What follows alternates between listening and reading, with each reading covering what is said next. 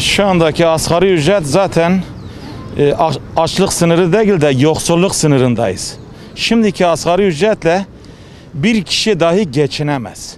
Bunu devlet iyi biliyordu. Eskiden diyordu ya simit çay, şimdi simit bile gelmez. Asgari ücreti her yılın sonunda yükseltirken 4 kişilik aileyi, 5 kişilik aileyi düşünsünler. Sosyal güvenlik primleri şu anda 1000 TL iken asgari ücrete zam veriyor. Askerlik borçlanması, doğum borçlanması, bunlar da 5.000 lira üstüne geliyor. %5 zam yaparken %40'ını da aynı gün içinde bizden alıyor. Şu anda asgari ücretin 4 kişilik bir aile için en az 4.000 TL olması lazım. Belki Şanlıurfa'da tarla sahibi olan var, tarım işçileri olan var ama Antep'ten sonra batıdakiler asgari ücretle değil geçim, ev kirasını ödeyemezler. Şu anda Şanlıurfa'da ev kiraları en basit 1100 liradır. Normali 2000 TL'dir. Asgari ücreti sen 2000 lira verdiğin zaman ev kirasını mı ödesin?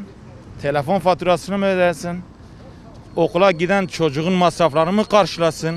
Yakıt giderini mi karşılasın? Bizim milletvekillerine, siyasilere diyeceğimiz bu. Sen kendin 50.000 lirayla geçinemiyorsan millete 2.000 ya da 3.000 lira ayıptır, günahtır, yazıktır. Milleti düşünün. Seçimden seçime de gelmeyin, milletten oy istemeyin.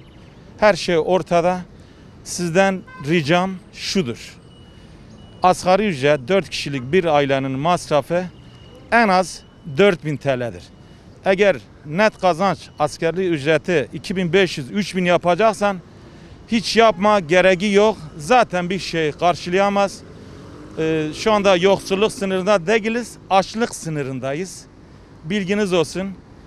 Karar verirken asgari ücret için elinizi vicdanınıza koyun. Vatandaşımızı, milletimizi, çalışanı, bağkurluyu, emekliyi düşünerek yapın. Kendi ceplerinize 50.000 TL atarken iyi düşünün. Teşekkür ederim. Asgari ücretli aldığı parayla geçinemiyor. Kesinlikle geçinemiyor. Ben asgari ücretli değilim. Ben emekliyim ama onlar da insan. 25 milyar maaş alan milletvekilleri de insan. Eğer o milletvekilleri 25 milyarla geçiniyor, yetmiyor diyorsa oradaki insanları da bir görsünler, düşünsünler, ona göre karar versinler. Gerçi bunların hepsinin altında milletvekilleri boş, aldıkları para bile haramdır. Ama bir kişi karar veriyor. O bir kişi karar vermesin. 500-600 tane milletvekili varsa hepsinin kararıyla onaylansın. Bir kişi tamam dedi mi hepsi parmak kaldırıyor. 25 milyarı alıyor. Yanlış, çok yanlış. Bu düzelmez. Fakat o yukarıdaki tepedekiler biraz düşünüp biraz vicdanlarına ellerini koyarlarsa ne kadar biraz yükseltebilirlerse o kadar iyidir. Diyeceğim budur. Şu anda asgari ücret alan kişiler geçinemiyor. Asgari ücretin 3.000 TL'nin altına düşmemesi lazım. Çünkü millet aç.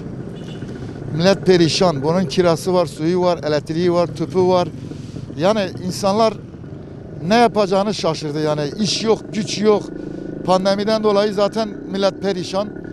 Yani bunu 3.000 TL'nin altına düşürürse zaten adama git öldü yani açlık, resmen aç yani. 2 kişi bile 3.000 TL zor geçiniyor yani bunun kirasıdır, elektriğidir, suyudur, doğalgazıdır. Yani onu öyle düşünmeleri lazım. 3.000 TL'nin altına düşürmemeleri lazım. Ben 65 yaş üzeriyim. Bana ayda 700 bin lira veriyorlar. 700 bin lira benim çay parama yetmiyor. Bir yerde çalışacak bir iş yok, bir güç yok. Ben ne yapacağız? Yani asgari ücret 2,5 milyar lira. Benim kızım 18 sene okul okudu, asgari ücretle çalışıyor. Asgari ücret en azından 3,5-4 olmalı. Elektrik nedir, su nedir bizim? Ne yapacağız? Para yok. Nasıl ödeyeceğiz? Ya 5 bin lira elektrik geldi mi ben? Ben şimdi mesela 65 yaş üzeriyim. Bir yerde iş de yok çalışayım. İşi olmadıktan sonra ben ne yapayım? 750 bin lira veriyor. 750 bin lira onların bir gününe yetmiyor. Bir gününe. Günah değil mi bize? Biz de vatandaşız. Ben 24 ay askerlik yaptım. Onlar hangisi askerlik yaptı? 24 ay ben Ağrı'da askerlik yaptım. Yani bu iş böyle olur mu? Günah değil mi bize? Yani fakir fukara nereye gitsin? Ben en azından 3,5 olmalı. Şimdi 2,5'tır, 3,5 olmalı. Asgari ücret 3,5 olsa gene fakir fukara. Benim kızım asgari ücretle çalışıyor. Ayda 600 bin lira yol parası veriyor. Surucuğa gidip geliyor. 600 bin lira yol parası. Günah değil mi? Ondan sonra 600 bin lira minibüs. Bir de şehir içine 6 lira günde 10 lira da şehir içine veriyor. Abi geçinemez ki. Şimdi geçirmesi için 3,5 milyar olması lazım. Bir evin geliri sadece doğalgaz geliri 300 milyon doğalgaz ödüyor. 300 milyon doğalgaz ödedi. 200 milyon elektrik, 100 milyon su ne etti? 600-700 milyon para. Bunun erzakımız şeymiş o da 1 milyar tutsa çocuk eşyasımız onunla birlikte 2'yi bulur. Adam zaten yıllık gelirinin hepsini çoğu kirası bir de kiracı oldu mu adam zor zoruna geçiniyor.